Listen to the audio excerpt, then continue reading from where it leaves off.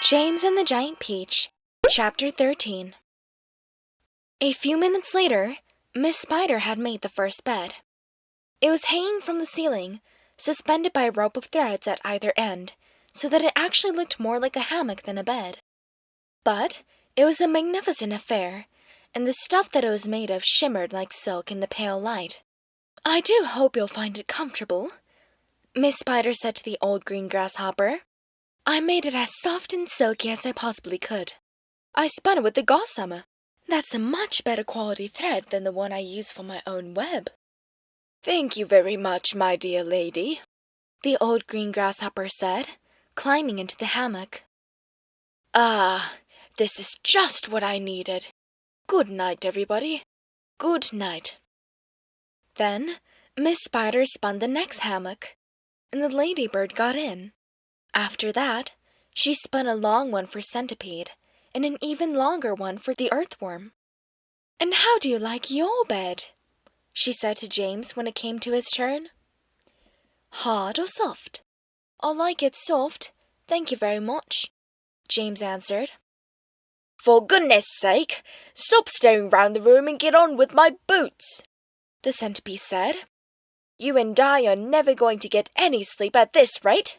And kindly line them up in neat pairs as you take them off. Don't just throw them over your shoulder." James worked away frantically on the centipede's boots. Each one had laces that had to be untied and loosened before it could be pulled off. And to make matters worse, all the laces were tied up in the most terrible complicated knots that had to be unpicked with fingernails. It was just awful. It took about 2 hours. And by the time James had pulled off the last boot of all, and had lined them up in a row on the floor, 21 pairs altogether, the centipede was fast asleep. "Wake up, Centipede," whispered James, giving him a gentle dig in the stomach. "It's time for bed." "Oh, thank you, my dear child," the centipede said, opening his eyes. Then he got down off the sofa and ambled across the room and crawled into his hammock. James got into his own hammock, and oh, how soft and comfortable it was compared with the hard, bare boards that his aunts had always made him sleep upon at home. "Lie down," said the centipede drowsily. Nothing happened. "Turn out the light," he called, raising his voice. James glanced round the room, wondering which of the others he might be talking to, but they were all asleep. The old green grasshopper was snoring loudly through his nose. The ladybird was making whistling noises as she breathed, and the earthworm was coiled up like a spring at one end of his hammock, wheezing and blowing through his open mouth.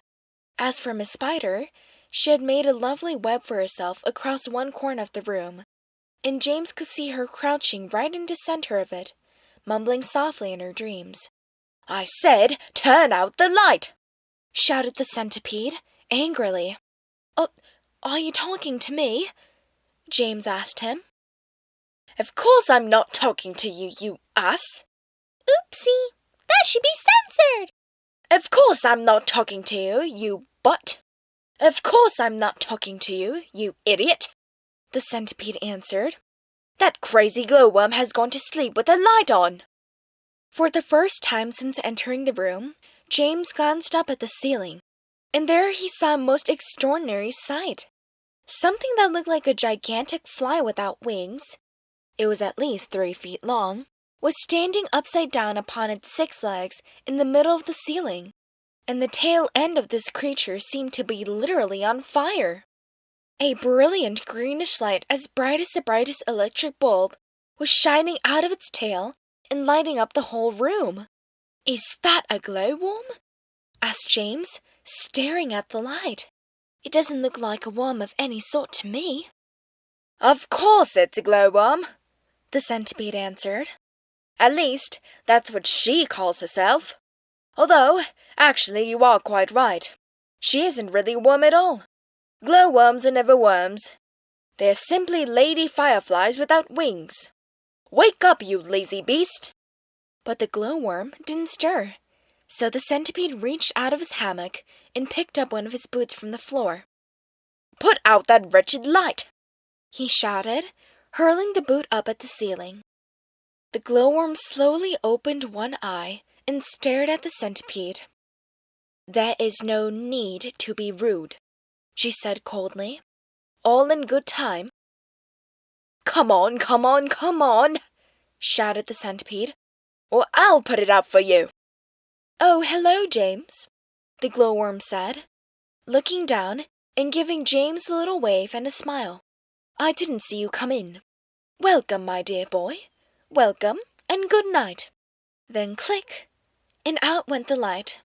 James Henry Trotter lay there in the darkness, with his eyes wide open, listening to the strange sleeping noises that the creatures were making all around him, and wondering what on earth was going to happen to him in the morning. Already, he was beginning to like his new friends very much. They were not nearly as terrible as they looked.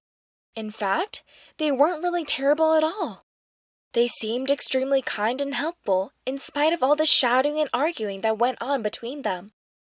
"Good night, old green grasshopper," he whispered. "Good night, Ladybird. Good night, Miss Spider." But before he could go through them all, he had fallen fast asleep.